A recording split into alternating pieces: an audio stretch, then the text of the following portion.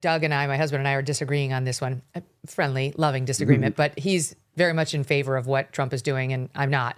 And the point Doug made, and it was a fair point, was Trump's not starting a war. They've been at war with us. He's just the first president who's willing to acknowledge it and engage. Yeah, that I agree with Doug. Can we get Doug on? So I get a little more support here.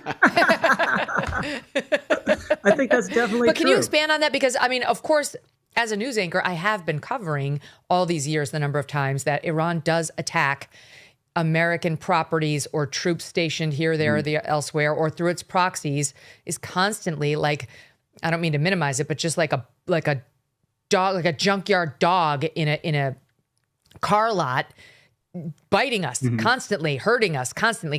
So it never blows up into a full, like, they take us out or they do a massive attack on the homeland. But he is responsible for the death of, Trump said thousands of Americans. I don't know what the number would be, but certainly in Iraq, Iran caused a lot of American servicemen and women to die. Yeah, 603 is the technical number. I don't know how they arrive at that. But I think Trump also, on this question, is this consistent with Trump and his philosophy? People who expected him to be an isolationist were wrong. They're neocons who thought he was an isolationist. They were wrong. The people on Trump's own side thought he was an isolationist.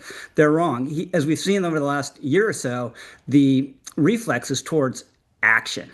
And I think the major theme of the second term is there are a whole bunch of things he kind of thought about or wanted to do the first term, whether it's, can I fire a bunch of federal workers and kneecap federal departments and agencies that I don't like? No, sir, you can't do that. Can I prosecute my political enemies? No, sir, you better not do that. Can I kill drug runners in the Caribbean? No, sir, you can't do it. And this may have been something he thought about as well. Certainly he's been consistent, very consistent. They can't have a weapon.